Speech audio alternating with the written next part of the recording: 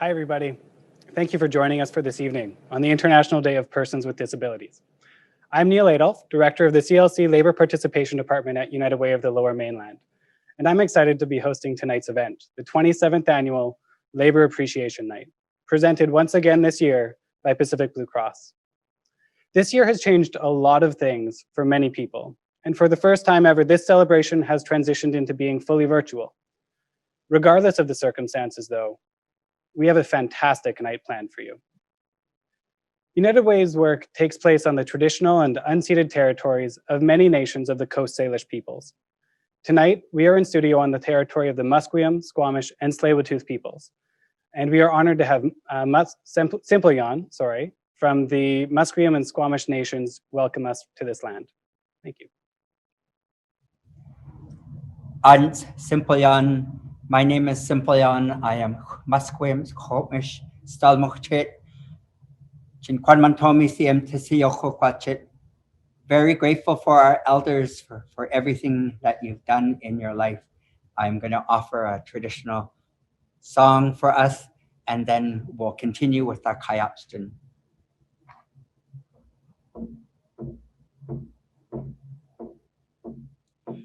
Yo ho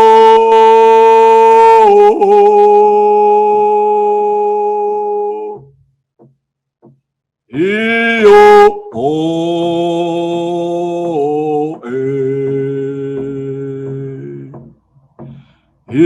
yo ho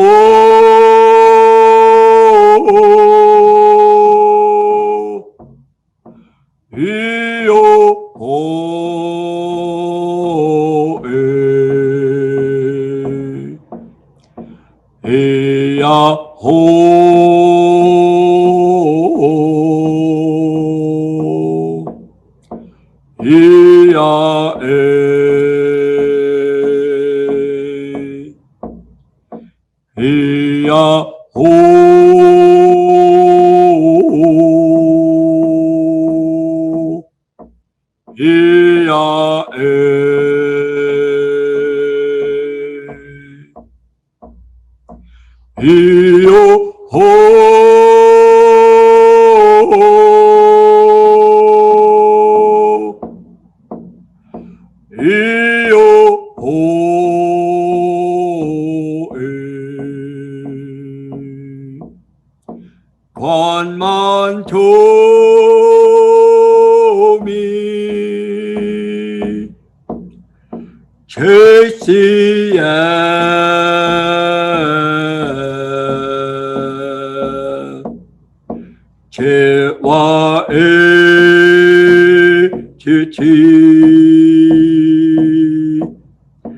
Chin chin stry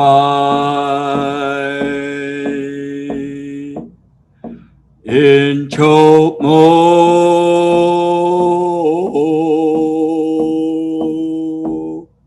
stamu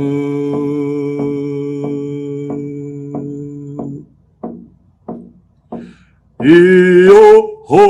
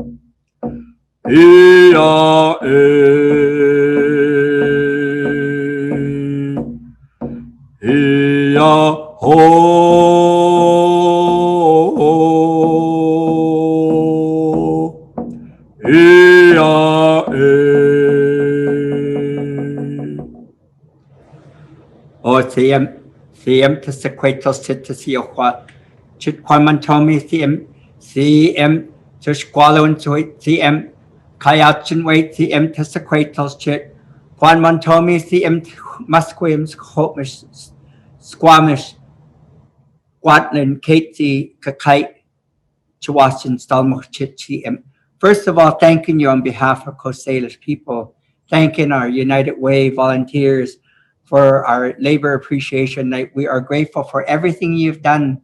Even in these hard times with COVID, we are really managing. We're forever grateful for the volunteers that are continuing to do the work on a daily basis. We are grateful for everything you do. We are grateful for each and every one of you honoring us Coast Salish people. With that, I say Timaktikwitsi. That's all I have to say. Thank you.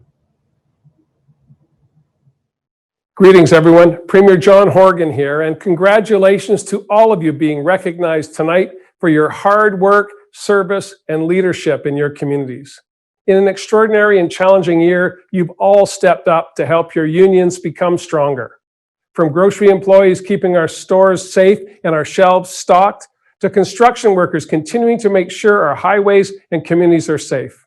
Across the province, union workers are putting themselves on the front lines of this pandemic each and every day. Being part of a union means being responsible to a larger community, committed to improving the lives of your co-workers. Thank you to the United Way and tonight's recipients for your commitment and for championing the rights of workers. Stay safe. Thank you, Simple Jan. It's a pleasure to have you join us again tonight, and your involvement in last year's event was obviously one of my personal highlights.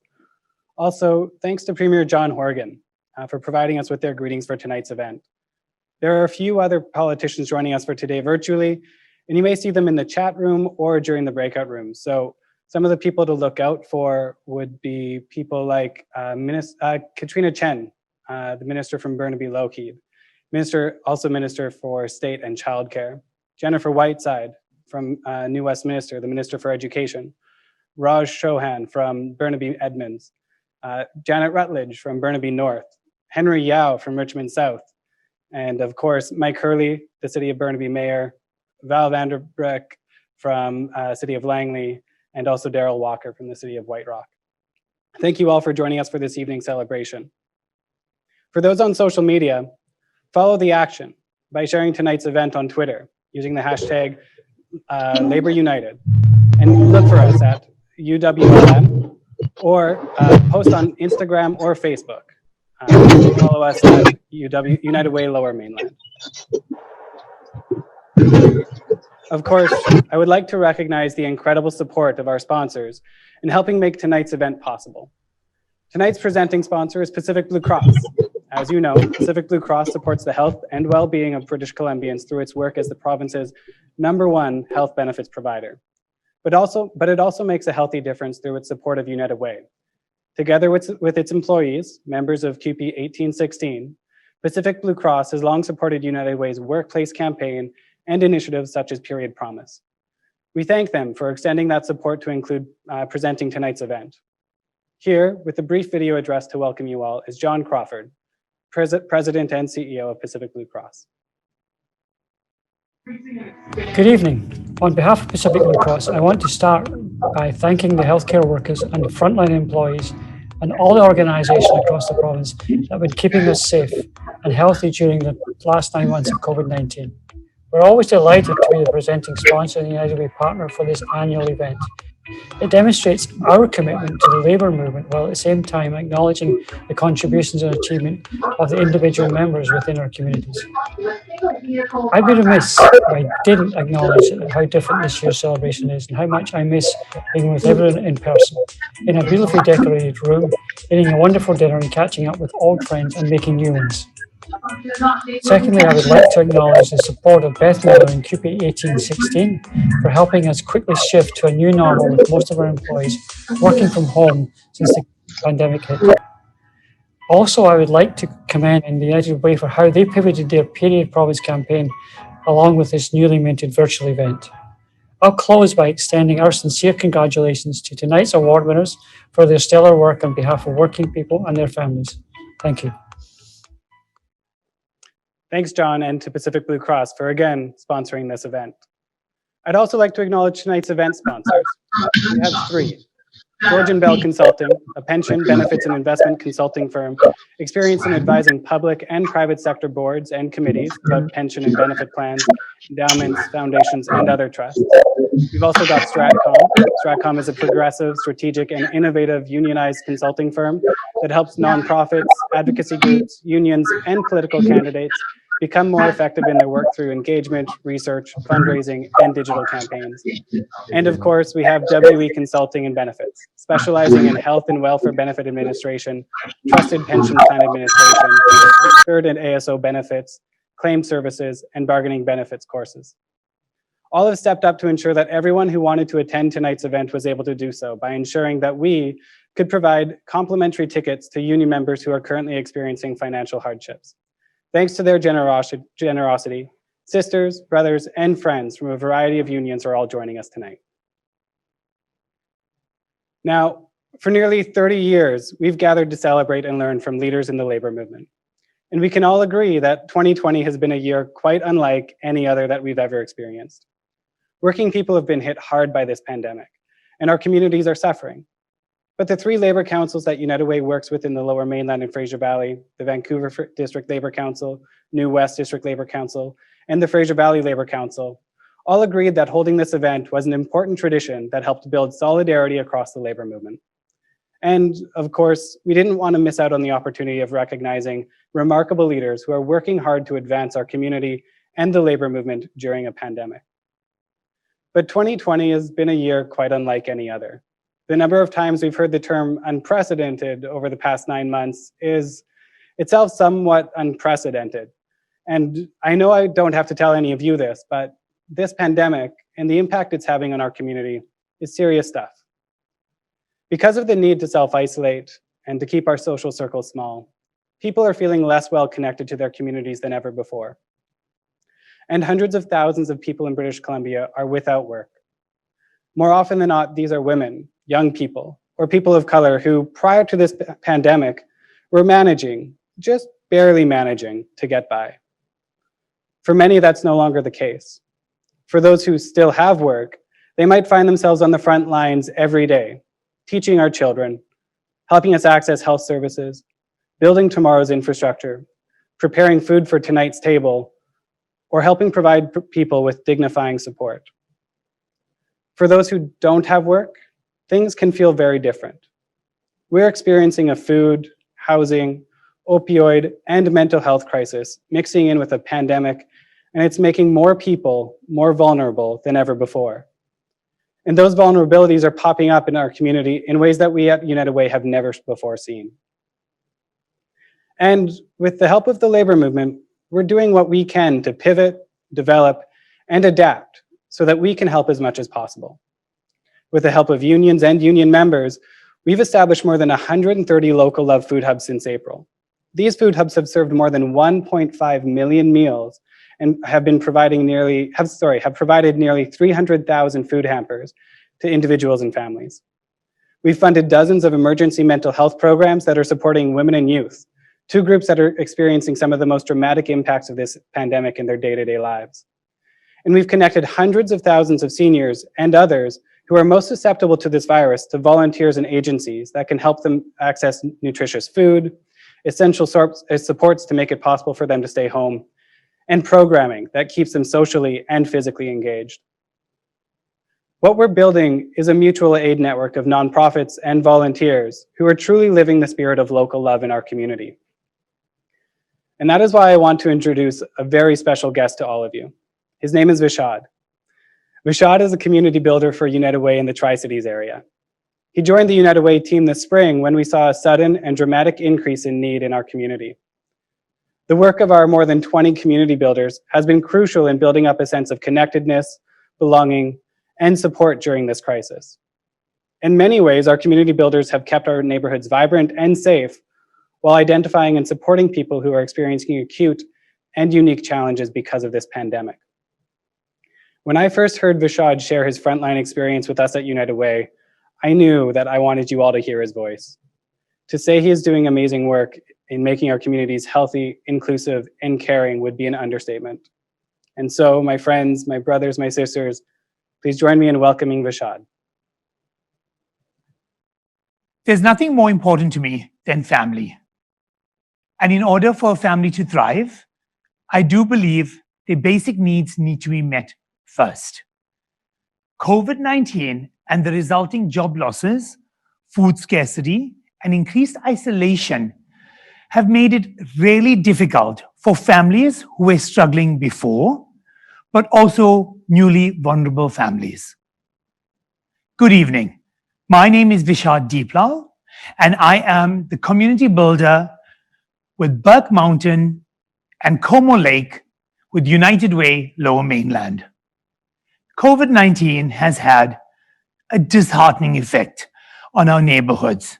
It's changed how we live, how we work, how we interact, and sadly, how we actually see one another. As a United Way Lower Mainland community builder, it is my task to make sure that I connect anybody in my community with any resource they may need without any barrier as soon as possible.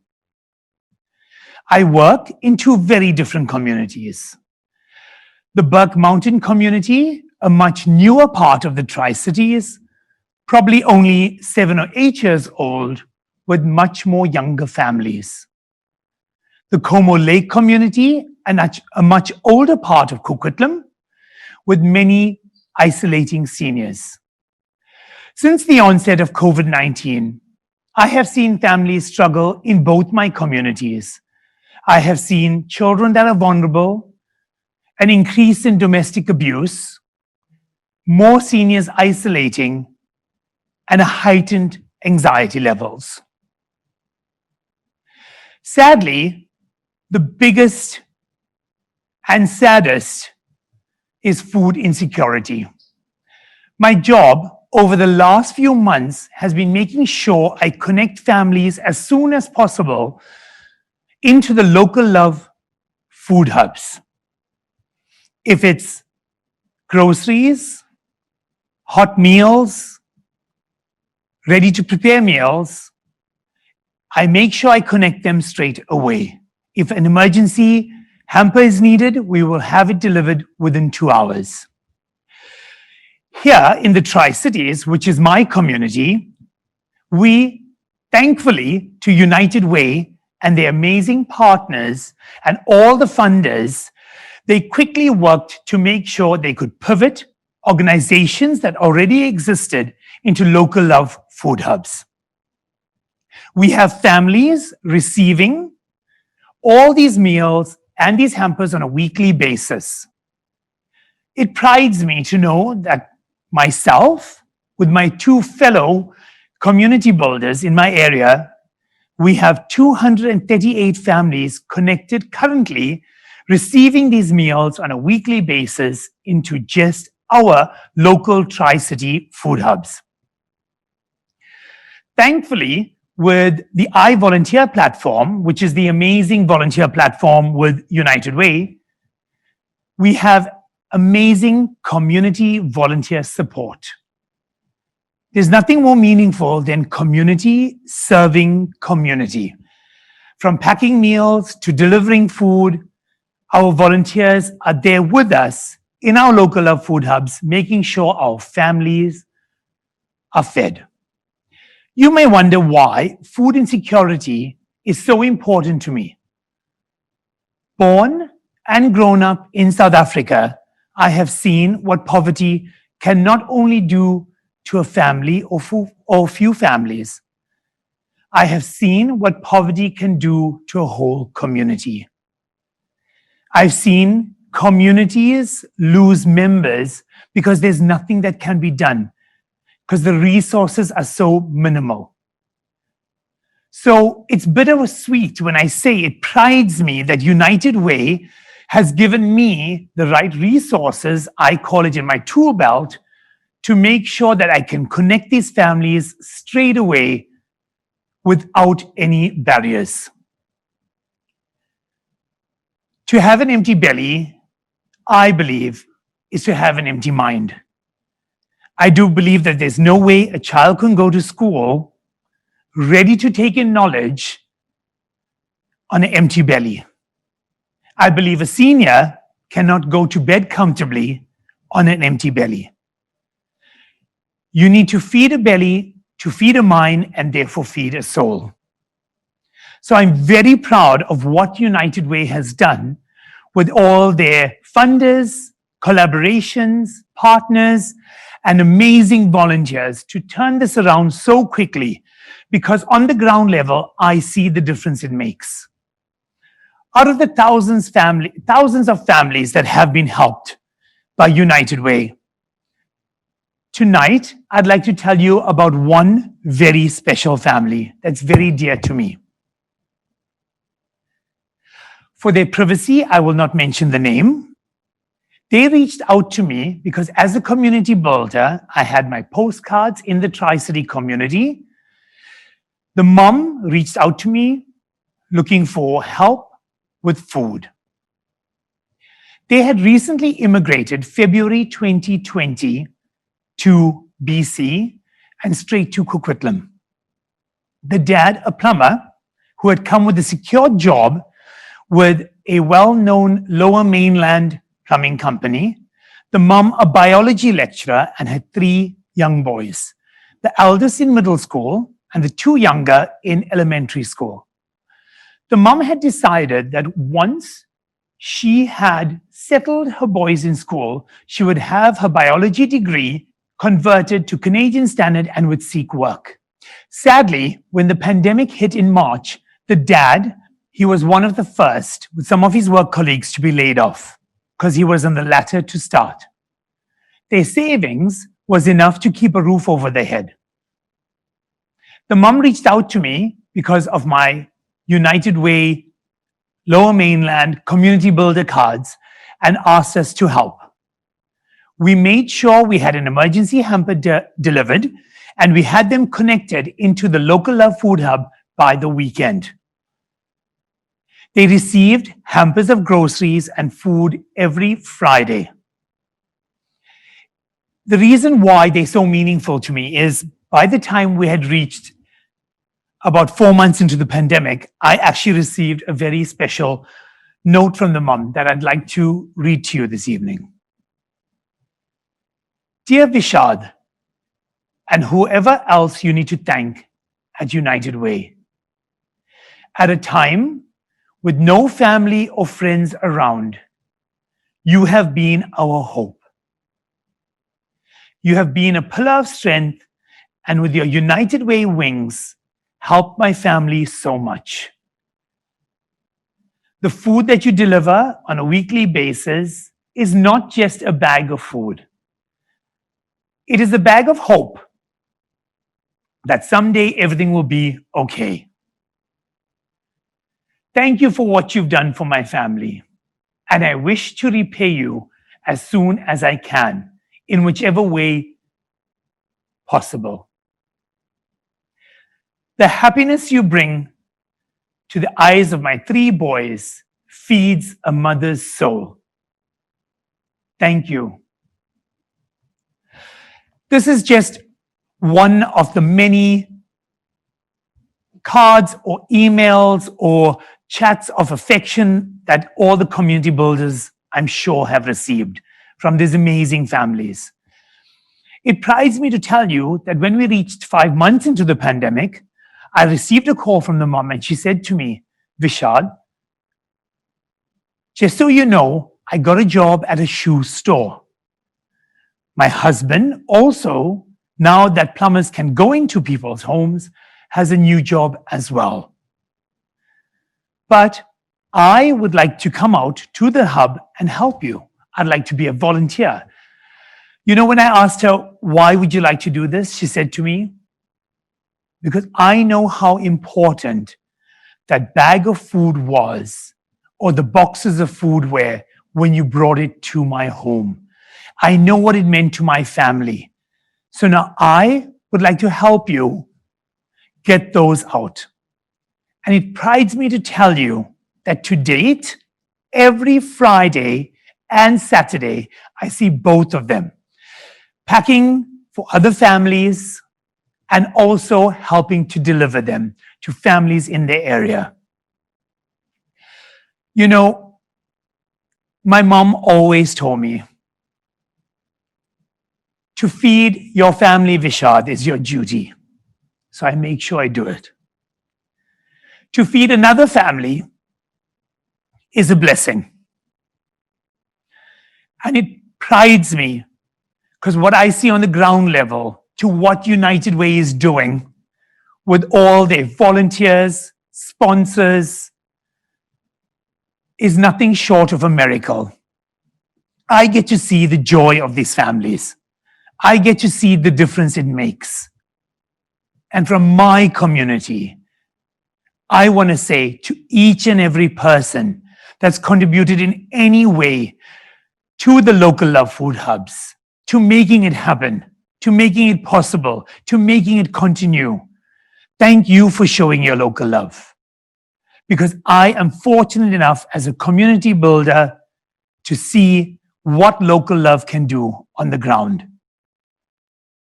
So I thank you for your ongoing support. Thank you very much. Thank you, Vishad. I'm really lucky to have seen that video earlier because it made me cry the first time. Keep up the incredible work.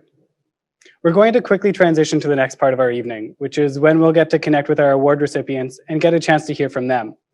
To introduce them, we worked with the folks at IATSE 778B and the various labor councils to produce this quick introductory video. Check it out.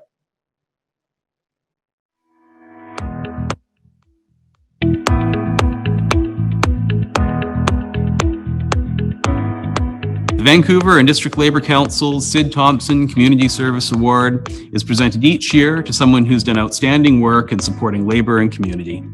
This year, we present the award to Adrian Smith, a social justice lawyer with Adrian Smith Law. Adrian has done outstanding work supporting marginalized communities, including work on transgender inclusion, drug law, human rights, and union-side labour law.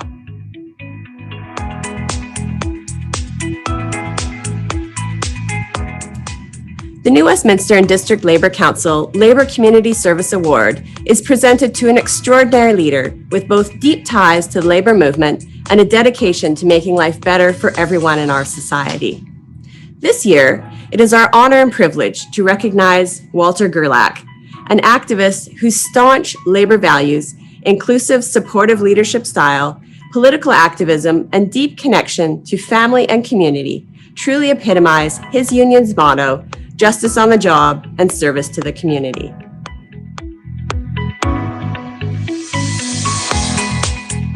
"2019 was the inaugural year for the Brian Harder Labour Leadership Award. It was created to recognize a community leader making an impact in the Fraser Valley.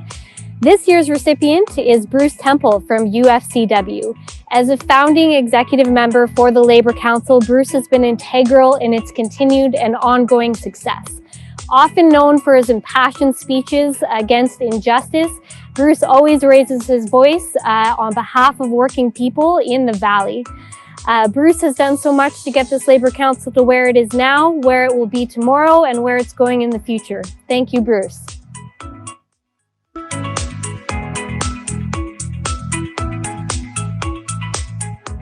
United Way's Joe Morris Community Service Award is given every single year to a remarkable labor leader who dedicates their time to supporting their community in big ways.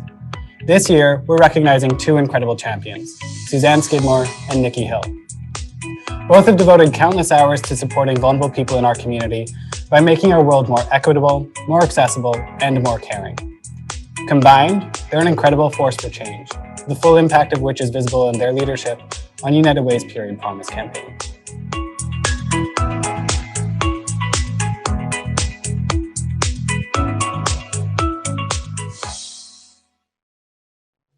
Fantastic.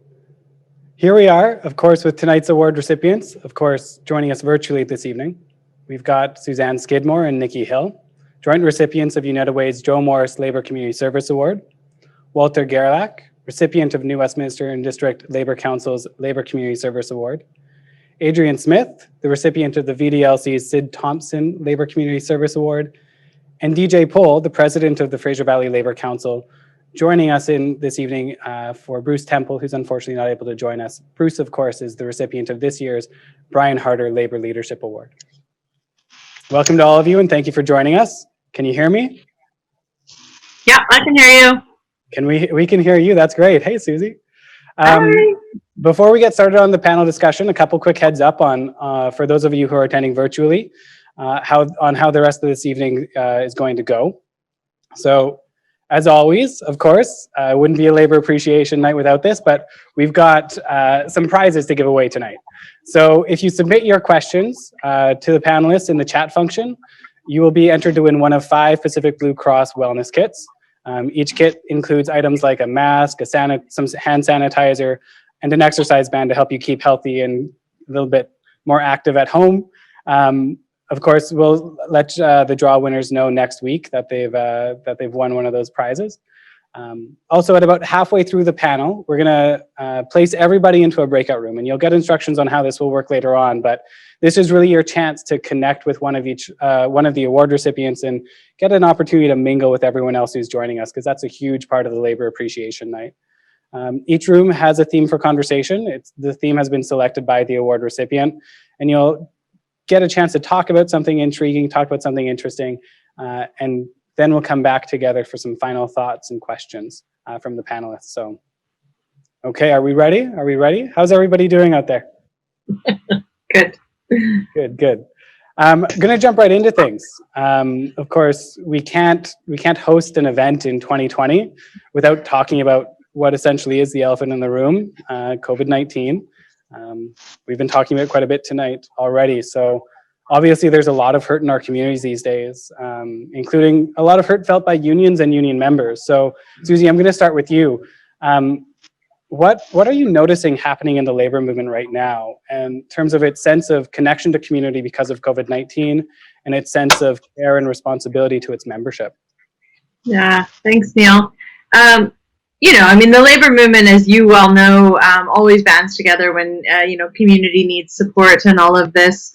But I think more than ever, we're seeing from folks in the labor movement that solidarity is an action, right? Like what solidarity actually looks like when our friends and our neighbors and our communities actually need our help. People are still showing up, and we saw that through distribution of products, even through the in the hardest times at the very beginning of all of this. I think of Gwenny Farrell, right, and the phone calling and just checking in with people and all of those things. And that's union members out there doing those things and making a difference in people's lives when it's incredibly hard for people right now. It's definitely difficult. I wonder, Walter, what are you noticing happening in the machinists union? How are your members responding to COVID-19? Is it affecting their connection to community in any way? Oh, absolutely. I mean, I think everybody's feeling it because they're not able to connect with their friends and families, and even the people they work with. You can't even share a meal anymore. So that's absolutely that people are craving for this social interaction. However, it's interesting. A lot of the workers they understood food insecurity prior to COVID, but now with COVID in place, people are starting to really bear down and see that that issue is just has grown to a level of sometimes it's really hard to believe where it's at, and I think people are moving past the thought of just throwing some food in a box while they're leaving the store to go to a food bank and looking for opportunities to do the work that it takes to distribute that food. Yeah, that's really, there's been a huge shift in awareness and understanding of the role that we can all play in addressing issues in our communities. Food security is one of those huge ones that's popped up several times over. I wonder, Nikki, do you want to jump in here? What have you noticed happening in the labor movement as you've been, similar to me, watching it from kind of the sidelines, but being closely embedded to it as well? What have you noticed happening in the labor movement around COVID-19? Well, I mean, I think the natural way the labor movement works is to both, like, as we're all looking at the impacts on the pandemic on ourselves, on our members, on workplaces, our response is to actually also go to community immediately and ask what's needed. And I think, where we look at the way that United Way and the labor movement work together, I think it's been some of the most nimble response in the pandemic. We had situations like with Period Promise having to, in March, not run the full campaign that we normally would, but still had people delivering and dropping off products.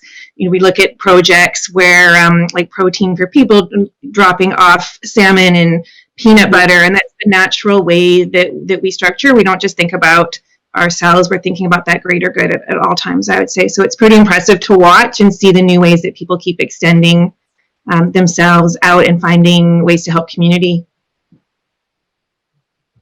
Now, Adrian, I know that you've been engaged in a whole lot of activism during COVID-19, but doing it a lot from your own small apartment in the downtown east side of Vancouver. How is that feeling? How is your sense of connection to both the labor movement generally and to community shifting because of COVID-19?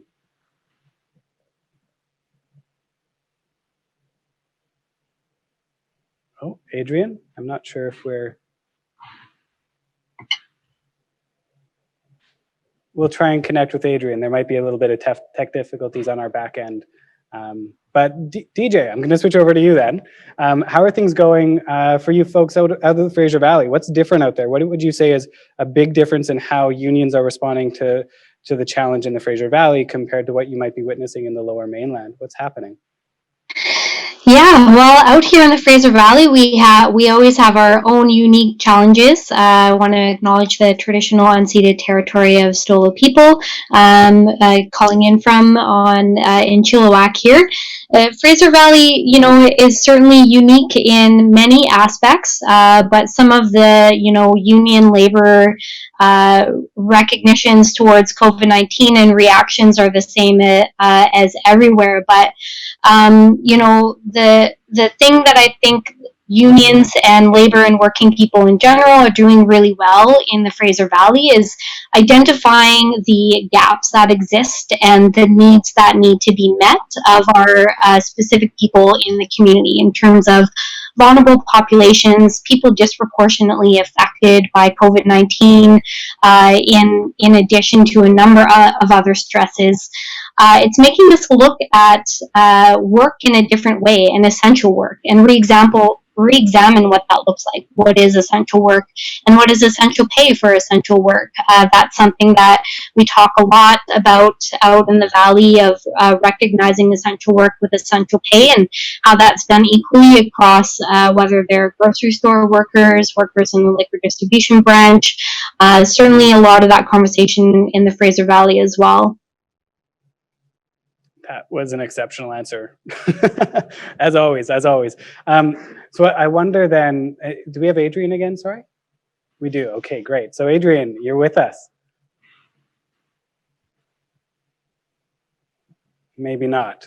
We're still maybe having a bit of technical difficulty. Sorry, folks.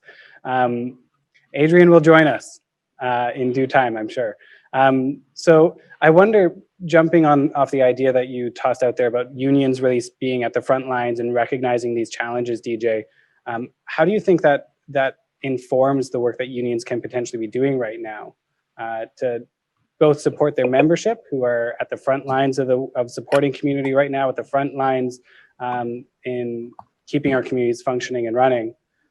What does that mean that unions have to be doing? I mean, it informs the work that unions are doing in many ways, like not just identifying the gaps, but then the ways to address the gaps and close them, and ensuring that no worker is left behind, whether they're included in the union or not.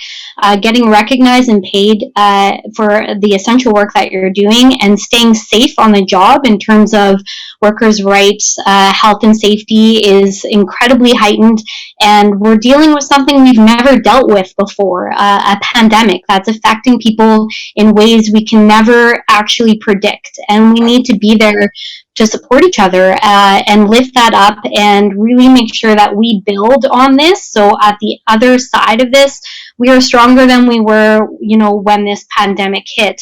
And in the Fraser Valley, there certainly are a number of people, community members, organizations working together, stepping up together to address the needs of community members in many different ways. And unions play an incredible role in that, in terms of recruiting, educating members on the issues, recruiting volunteers for programs in need, even connecting people on a very visceral level base in terms of support and community engagement if people are needing that, and addressing all kinds of needs. So union members and community members are stepping up to see this in the Fraser Valley and across the province. It looks differently, the issues are different, but we're working on it. Working on it. Yeah, it's a lot of work, that's for sure. I know, Susie, last week, congratulations, you were just re-elected as Secretary Treasurer for the BC Federation of Labour. And so you've been in that role for more than 2 years now. You've had this opportunity to really witness the work that the unions have been doing at the federation level through COVID. So what are you seeing unions really having to shift in how they support and offer connection or community to their membership through the fact of being a member of a union? Yeah, for sure. That's a great question, Neil, and thanks for the congratulations. Shout out to my partner, Laird Cronk, president of the Federation, re-elected also, who's on the call with us tonight. And, it's been so much, right? And, we have workplace health and safety regulations. We have all the different things that are going on. We have people who are out of work, right? We have thousands and thousands of people in the Lower Mainland and across the province and the country, for that matter, who have lost their jobs, right? And what has been amazing to see is the solidarity between unions, the united front that that we've all banded together and said, we are going to get through this together. We're all in this together, and we're going to figure out a way, to make life better, acknowledging that, life was not perfect before. We got a long way to go and a lot of work to do. And we never want to go back to what life was like before. We want to make life better for everyone, and we want to make sure, and that's part of it, right? And that's part of what the labor movement does and brings up. And, we are involved in every level of community, whether it's, coaching soccer teams or working in a local food bank. Unions are there and union members are there, and they're doing the work, and they're the ones that are in the grocery stores, right? And healthcare workers and, construction workers, things like that, right? And it's really just shone a light on how important workers are, and that workers can't get left behind, right? As we move forward and we continue to move through this pandemic, right? So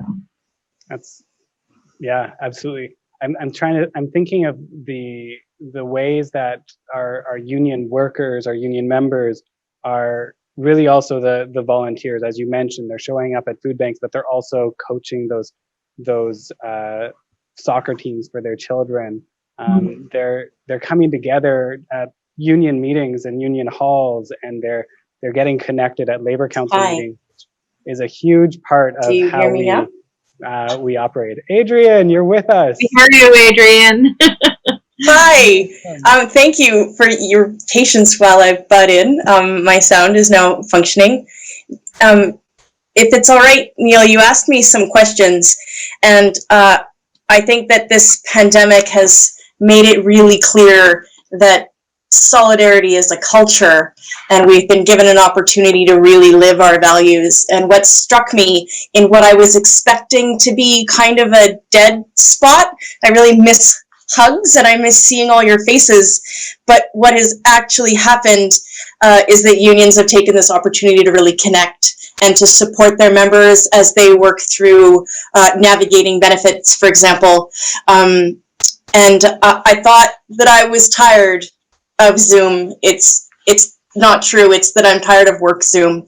And when I Zoom with brothers and sisters and friends in our labor family, the connection is real, and it's sparkling, and I feel it tonight. So I'm really glad that we've been able to come together in this virtual space. And thanks for having all of us into all of your living rooms. It's so good to see you, my friend. That's so lovely. Yeah, I think solidarity is a huge part of it. I'm curious, how are you seeing your unions or your labor organizations really pivoting and trying to support and develop these communities of the membership during COVID-19? Because the unions matter. They're part of how people identify themselves. Those labor councils matter because they're opportunities for us to meet together outside of our individual unions and build that solidarity. So what are you witnessing happening within the movement in kind of reinforcing both the movement and building the community up at the same time? Well, two things really. The first is that there are essential services to be delivered by union members around the province and across the country, and those folks are literally risking their lives to go and deliver critical frontline services, and I can't not think of them every day when I have the privilege to come from my bedroom to the desk. So thank you, folks, for risking your lives every day in person. I'm also struck by how unions have taken the opportunity now to implement software like this, which really extends our reach. And we've loosened up some of the more traditional quorum rules so that we can meet online. We've realized people can still listen to the treasurer's report while changing the baby and folding laundry. I was on a call the other day when a person had to pick up their kids and just took us on their phone. And I think that scope and that range is a great benefit for our movement. What we need to do is ensure that all of our communities have reliable, high-speed internet, and that folks have access to the hardware and the technology and the skills, of course, in order to continue to connect. And I really take my hat off to trade unions who are reaching out to members who did not grow up in this digital generation and providing a walkthrough on how Zoom works and what MS Teams means, and putting a simple link in an email so folks can participate without barriers. I think it's some of the plain language, popular adult education that the trade union movement really thrives at. Would anyone else like to jump in on that? The way that unions are really building community within the membership right now, despite the challenges. Sure, Neil. Walter. It's Walter. The work that we do, the solidarity we have, inside our own organizations and with the affiliates and that, a lot of, is based, quite frankly, in the communication and the sharing. And I see that as a big piece today when you talk about, what can unions do to work with charities, is share the message. Just like we've had to have these, adaptations each day as we move through this pandemic. We can talk about, charities like the United Way and how the United Way was able to pivot and start to address, issues like food insecurity. And we share that message. And we talk about, the good work that's happening out there with food hubs. And we say, you can get involved. But I think the first question always is, when we're engaging with our members, is to check in, because we just don't know. Because somebody's working doesn't mean that they don't have other issues at home that may be impacting their ability to give and or even to volunteer. So I think we start by checking in to see where people are. Where are they? Are they comfortable to help in a charitable way? Are they comfortable to volunteer? And if they are comfortable to volunteer, then we can steer them to I Volunteer, and they can find somewhere to volunteer. And then as leaders, I think what we can do is we can set an example. So I just recently had the opportunity to volunteer at a United Way food bank, and you get to see what that process looks like. You spend a little better than half a day there going through that whole process and seeing, seeing the impact you're making on people's lives when they come and pick that up. I mean, that's enriching. And I think that once we start to share that message with our members and show them, the direction and how easy it is for them to volunteer and really make an impact in somebody's life, it is a super feel good. And in this time that we're in right now, it's hard to if you can go out there and you volunteer and you get that feeling, I think that's what we can do. I think we can share that with our members, show them it's available, show them how they can, really improve somebody's life today. Yeah, I keep on remembering. Sorry, Susie, did you want to jump in there for a sec? No, I'm good. Okay. I keep on remembering throughout this entire pandemic that so much of the labor movement is built and constructed by volunteers. So they're doing the hard work of keeping our unions operating and running. They're keeping our members engaged on the shop floor, or they're doing some work to support their small local to make sure that you're really able to support and connect with the membership. I'm also thinking of the labor councils. So I get to do this really cool work of getting to attend 3 different labor councils in the Fraser Valley Labor and Lower Mainland, and see all the different cultures, all the different ways that people are showing up. And there's an excitement right now within the labor movement that matches the tiredness about the pandemic. But I think of the Vancouver District Labor Council right now, which just a couple of weeks ago, they passed a motion to create an anti-racism committee. And they invited me for no legitimate good reason, to be honest, to kind of support and offer some guidance to that committee of some sort. I'm still trying to figure out what kind of guidance I can offer, but it's a thing that's happening. But every single meeting, we've had like 15 people show up to a Zoom call from the Labor Council on their own time, indicating that they want to be a part of addressing the issue of racism in our communities. And I think about that's volunteer work and a desire to build and connect and heal our communities in some way. And I get so inspired by it. Volunteers are the heartbeat of the labor movement, the heartbeat of our community, but it's kind of how we operate as a movement, that connection to giving of ourselves for the benefit of others. I just took up way too much time. Sorry. No, it's good. We're going to move along to the next question, because I'm curious. Walter, you did a really great job of segueing this, but if anyone else wants to jump in, you've all got this long time passion and support for charities, nonprofits, advocacy groups, a whole array of work in community that really benefits from your expertise and your knowledge, and ultimately benefits vulnerable people who are facing challenges that have been imposed upon them, not because they're vulnerable, but because systems make them vulnerable. Walter, in your situation, you've sat on our board of directors for a couple of years. Susie, you've recently joined our labor cabinet. All of you are connected in some way. I think that's given all of you an inside scoop on the life-changing work that's being done by charities, but also nonprofits to support our community right now. How do any of you feel about the work that unions can actually be doing right now during COVID to support charities and the nonprofits like United Way to keep our communities whole through this pandemic? Well, I'm happy to jump in here, and it's the most basic, right? Some of us are very fortunate. Some of us are very fortunate to still be working, right? We still have our paychecks, and we still are able to give, right? And so, many organizations rely on working people's money to be able to continue to function and keep their doors open. And through pandemic, crisis, all of these things, many of those doors had to, shut for some time, and then try and figure out how to provide services and all of that.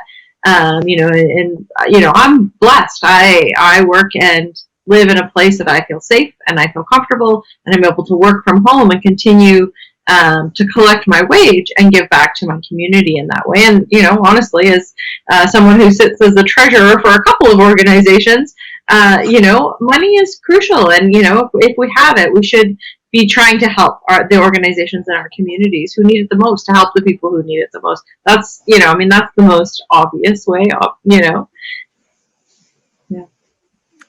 Absolutely. Anybody else want to jump in there? I will. No, go ahead, DJ. Adrian, go ahead. Adrian first, then DJ. I'll be the moderating responsibility. Well, I think we have 4 things to provide as trade unionists who have been raised in a culture of helping. And the first, of course, as Susie said, is to give money if you've got money to spend, because organizations particularly are facing a strain in unforeseen circumstances. And we know that closed hours are really having an impact. The second thing is that we can volunteer there.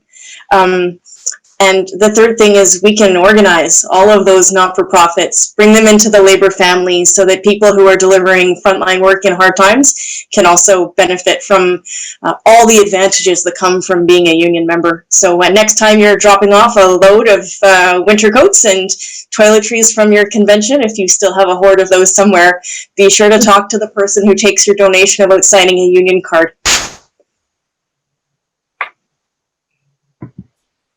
DJ.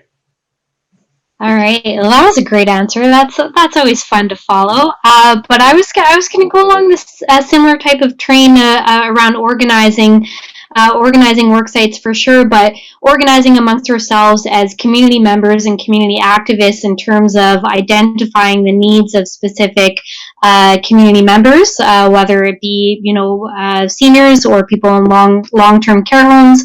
How we can organize around supporting our healthcare workers who are on the front line and other types of essential workers who are on the front line. That type of organizing is incredibly important to what we are doing here in connection with not-for-profit organizations and charities as well, in addition to the classic kind of fundraising model. Working people, unions, and community activists in general do so much more than just donate if they have the privilege to donate. They're recognizing and identifying the needs that exist in the community. They're recruiting volunteers to help address those needs, and there's an education aspect to this as well, which is tied quite directly to organizing and how we organize amongst ourselves to address the needs and educate people just on the issues or the opportunities. What I'm seeing in the Fraser Valley is this great, amazing initiative that is it's simply knowledge-based. It's like, what are the resources available to people and how do they access them? And it seems very simple, but putting that together and putting that out there is having such a phenomenal impact for people in our communities, especially in the Fraser Valley. So organize, I'm all over that. I agree, Neil, and I don't think DJ should feel nervous about following me. I look forward to following her one day.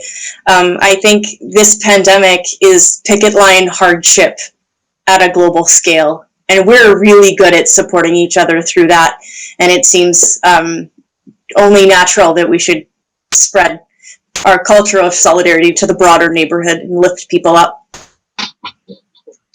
Yeah, and I think, one thing I can add that I don't think we've touched on yet is the value that unions bring to policy change. And unions spend decades fighting for legislative change in issues when others may, drop it for a time period. We took a look at some of the things that are going on right now around sick leave and pharmacare, expanding childcare. Those are fights the labor movement has been working on for extensive periods of time consistently. And so when we get to these periods of crisis, which hopefully we don't, spend extensive periods of time in, but it's not new work. It's the work that is naturally done by the movement. We have the skills, we have the people who already understand and are educated about these issues, and then we also have the partnerships to drive them home. That is incredibly important when you actually want to change people's lives, that you can do that through the legislative process as well. And labor, I think, has played a huge role in making sure some of those policies have been easy to implement. I'm kind of speechless after listening to some of you because you're all so good. It's really an honor to get to hear your voices and get to hear your perspectives and ideas. I do think, Nikki, you have this. You, of course, at one point you hired me onto the United Way. You have mentored me in a lot of ways in my current role, and so I'm absolutely thrilled that you're winning an award this evening. I think you also, as a result, have a perspective that probably you and I share, which is that unions have this superpower that sometimes the union movement isn't even itself aware of, which is organizing people, bringing them together, using those networks to make important changes possible, but also to mobilize people in a way that very few other structures or organizations in our community can really do. I'm curious, what kind of unique powers do the labor movement have right now, in addition to lobbying and working on legislative change? What kind of unique superpowers do they have supporting community organizations right now? There's one thing that always strikes me about Period Promise is there's no way it would have had the success that it had if unions didn't immediately jump up. And when we started this campaign 4 years ago, really right now, we started talking to the labor movement about, we've been asked to do a project, will you partner with us?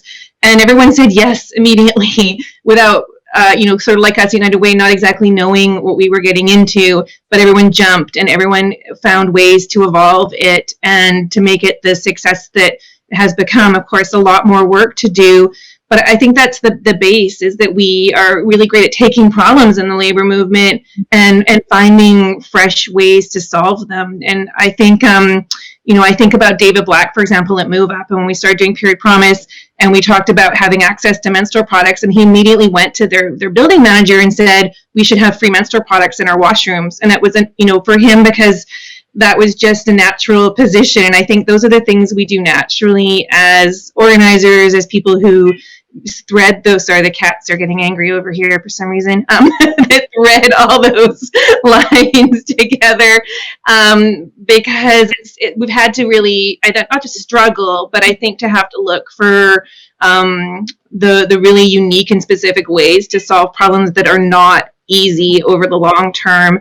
But the other thing about Period Promise is it took the lists were there, the ability to put calls out to members and say, we need your help on this, and you're going to be able to change lives, but also really holding us accountable, making sure that the policies were inclusive and equitable, and being generous and transferring some of those learnings as we started this very early project. And I think a lot of those just speak to the greater skills as well. So thanks so much, Nikki. We're actually going to move on to the breakout room section of the evening, which is going to be great. What's going to happen is that if you go into a tab on your browser in the Glisser, and you click on the tab that says breakout rooms right now, you'll actually see that there are 5 different breakout rooms that you can join. Each one of those will have a host and their individual subject. You can see what the topic of the breakout room that you'd like to join will actually be. So join in, check it out, join the conversation, talk about the theme, hang out with the award recipient for a while, say hello to everybody else, and we'll bring you back to the larger group meeting, or sorry, the larger event in about 8 minutes to have one final panel discussion. This is going to be based on a question that has been submitted from you folks, and all of that. So we'll see you in about 8 minutes.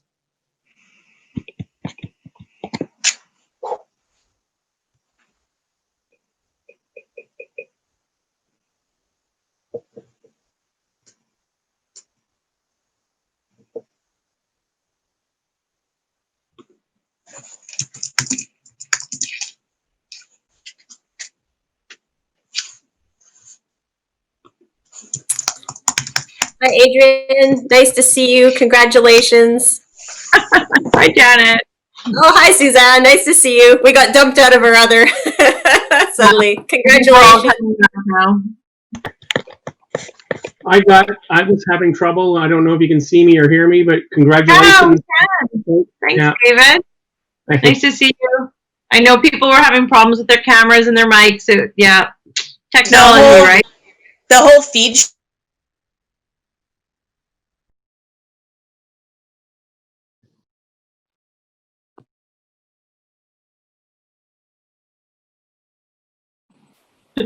They've totally muted you, Adrian. I'm the one on mute. I win the Zoom bingo. Still? No, we can hear you now. We can hear you. It's nice to see the random pictures of people popping up. Hello, Jason. We're going to get in trouble from the host. Sorry, Neil. I know you can hear us. Hello, everybody. We're gonna bring you back. I hope you had a great chance to connect in the breakout room, chance to ask a few questions of the award recipients and have a good conversation. So I'm curious, award recipients, Suzanne, Nikki, Adrian, DJ, Walter, how do those conversations go? What kind of nuggets of wisdom did you get?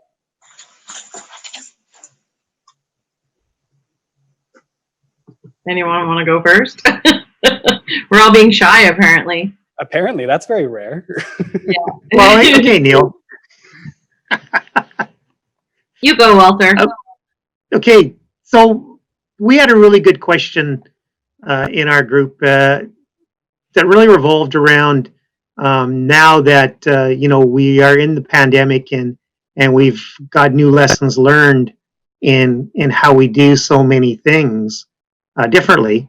How may that affect the labor councils and even really our organizations as a whole? And really, what comes out of that, I think, is that we have been forced into this new world and this new way of doing things, and there's been a different level of comfort around doing meetings this way. Not that people enjoy it, but what we heard some great comments tonight. Adrian made a comment tonight about how this has allowed people access to join in on a meeting that they might not normally join in on.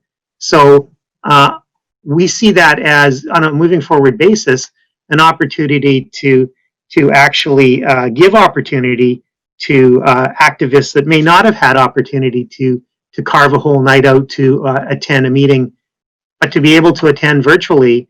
And we can use that as a great tool to advance education and learnings in a different way that we weren't really using to any real degree before. Anybody else? Yeah, I think that's a great comment, Walter, and I'm thinking particularly of folks who live in a place where there's winter and the great advantages of not driving in some of the wilder weather that I don't get to see living as I do on the coast. Our breakout room was themed Tell Me Something Good, to sort of balance the overwhelm of bad news. And I am delighted to tell you that people have weddings planned and new puppies, that some new workers have been organized, that we won an election, that we're finally making progress on national childcare and pharmacare, and some kids are learning archery. And I think maybe people's homework is to go and tell someone something good. Archery. I think we were talking about PRA Promise in our group, and one thing was great to share is the fact that, going back to some of that policy change, is that we're really excited that just last week when the BC cabinet was appointed, to hear that they are committing in mandate letters to a period poverty task force, which is something that our Period Promise team has been advocating for with United Way and our community partners, to really look at what those next steps are going to be. So it was great to be able to share things for those of people who don't read the depth of mandate letters, like people like me and probably half the Totally.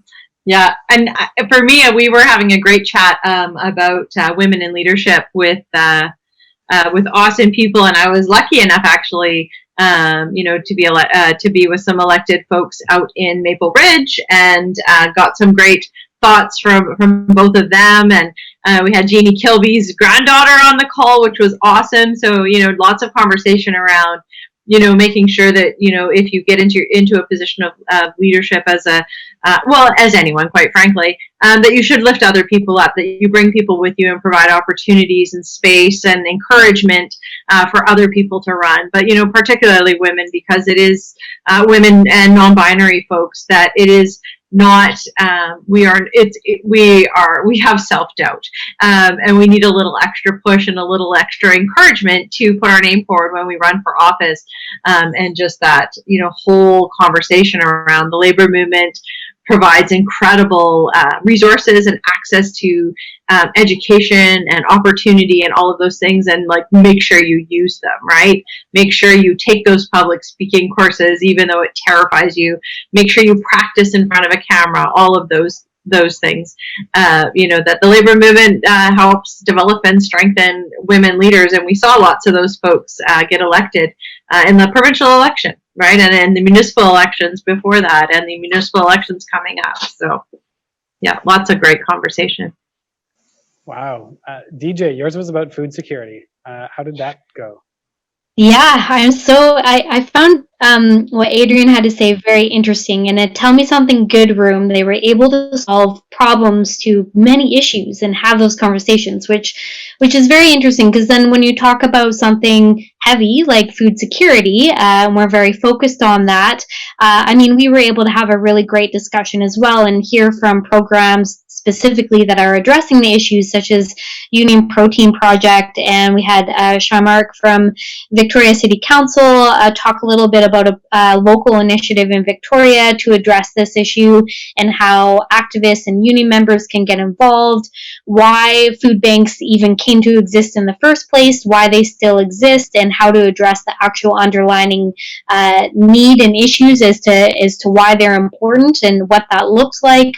We talked about, supporting food security issues locally as well as internationally, and supporting farm workers in India with regards to legislation and law. Like, lots of issues, lots of very general discussion. But I do want to, these are heavy topics for sure, and sometimes having that social aspect of what are the positives here, you can actually achieve more things and solve all the world's problems in a short time. But great discussion there. I hope I summarized it well, and trying to channel my inner Bruce here in terms of grocery store workers and food security as well being very important. The challenge for people like you and I, DJ, and channeling Bruce is that neither of us are 6'5". And that's a bit of a challenge. It sounds like you all had really exciting, good conversations. I had the task of sitting in the studio, looking over the questions that had been submitted by the audience. There were quite a few good ones, to be honest, but we had to choose one. So the one that kind of floated to the top for us was, how do you think COVID-19 is changing people's perception of the labor movement? And what do you think the labor movement should be remembered for after the pandemic is over? I wonder if anyone wants to just jump in on that one. It's a small question, so. Just a little one. Yeah. I have an initial thought. I've been comforting myself by reading a lot of plague books. So Journal of the Plague Years and the new big fat 1918 Spanish influenza book. And I am struck by how periods of great strife and illness are tremendous opportunities for social change. And at the time that there were wars, there was also potential for great social change. And I think coming out of this pandemic, we will remember not just the people that we lost and how hard we tried to keep each other alive, but how we came up with new ways to connect, and how our communities got stronger without a campaign or a plan or a task force, just because we took the time to check on our neighbors and make sure that the kids were fed. Beautiful. Yeah, I think, thank you, Adrian, for leading into that. I think there's really a deep sense, not just in the labor movement, but in members of the public, that the pandemic has been an opportunity is the wrong word, but an impetus for societal change, and to understand that we need to care for our neighbors and be there for ourselves. And, that's even demonstrated in things as technical as polling, that people are thinking about values differently, and they're worried about the impact, not just on their families and loved ones, but on the people around them that they may not know. And I think we see that so much in how, our response to even just the immediacy of staying home. But, certainly seeing it on the policy change side, that people are finding this as a potential for shift in large numbers. And the labor movement is, again, been working on some of these issues for years, and in a really great spot to be able to tell people what that shift should be, and how we can work together to achieve it. Thanks, Nikki. Anybody This else?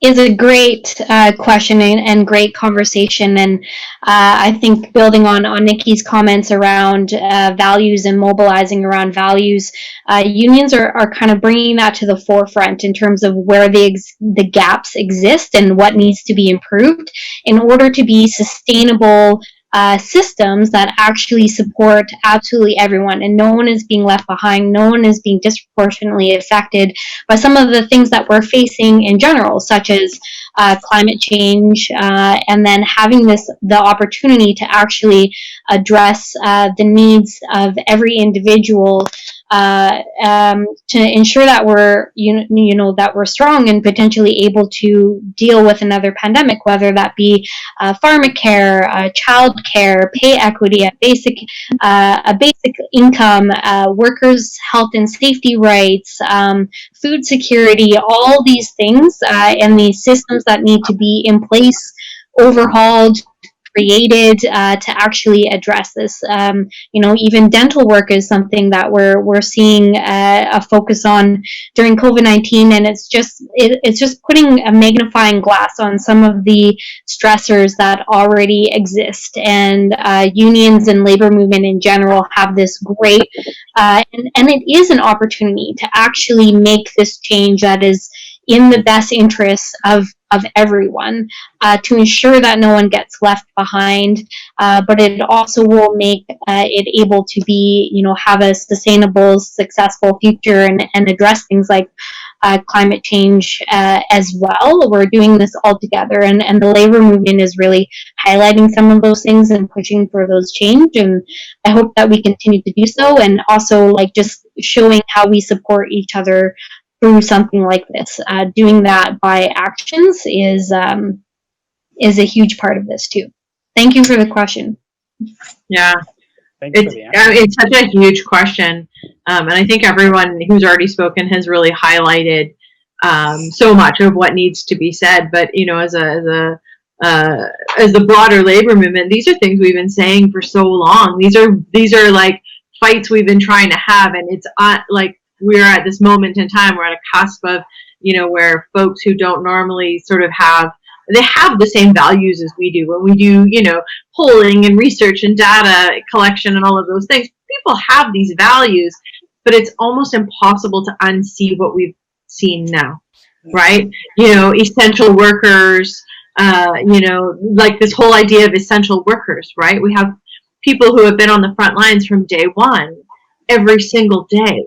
Right? Whether they're grocery store workers, whether, municipal workers, we have people providing services in different ways, like library workers, to try and reach out and have access to the community and make life better and continue to have those continued communications. Those are all labor values. Those are progressive values. Those are the things that we live and breathe by. And now we're seeing, and we can't let this go, and we can't lose ground on this. We need to keep pushing that giant boulder up the hill together. We need to keep moving those values forward and continue to make sure that we aren't leaving people behind, because we've left too many people behind for far too long, right? Walter, I challenge you to follow that. Yeah, that's what I get for, just stepping back. At the IM, Machinist Union, our motto is justice on the job and service to the community. Okay, so, really, that's what the labor movement does.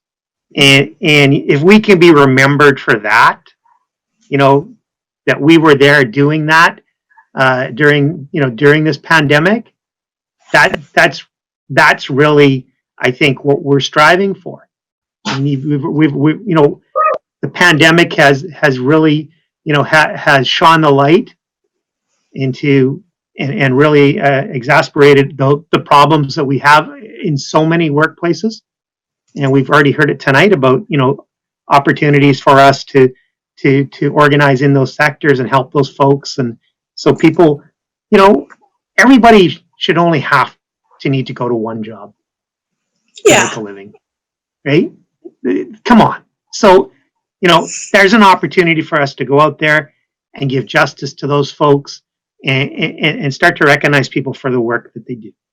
Okay. And then, service to the community. I think, we will be looked upon, where were we and how did we help out during that?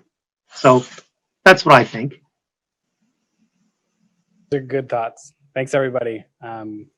This is going to wrap up our evening, actually. So a huge thank you to all the panelists. And of course, congratulations to everyone for winning their awards. My friends, my sisters, my brothers, it's been a real honor to be able to have this evening with you, to be, again, have an opportunity to celebrate what the labor movement and United Way and community can do together. So thank you all for joining us virtually, for being involved in the panel. Hopefully you learned something, hopefully you saw something or heard something that really excited you about the labor movement and the community. Really, it's important to remember that it's the collective generosity and continued commitment to organizations like United Way and to the labor movement that is what makes our community better places for everyone during this pandemic. And it's going to be what makes it possible for us to create the world after the pandemic. I don't know about you, but I'm actually, like, maybe it's because I finally get to see the faces of so many friends, but I feel really energized. And even though this wasn't an in-person dinner, even though we didn't get to spend several hours together drinking wine, telling stories, hearing about successes, talking with our friends, I'm so grateful that we could still come together and see everyone tonight. Once again, a huge congratulations to all of the recipients. Now, really, we'd appreciate at United Way your thoughts and your feedback on how this evening has gone. This, of course, is a brand new structure for us on Labor Appreciation Night, but also on digital events in general. So we've actually enlisted the help of our friends over at Stratcom. They're going to send you a confidential survey tomorrow, and you're going to receive it in your inbox via email. The survey, it's only going to take a couple of minutes to fill out, shouldn't be very long. And the nice thing is that there's even another prize at the very end of it. We've worked with the Artist Value Co-op and we'll be providing people with gift certificates for that wonderful organization. So thank you again to Pacific Blue Cross for presenting tonight's event, and thank you all for coming.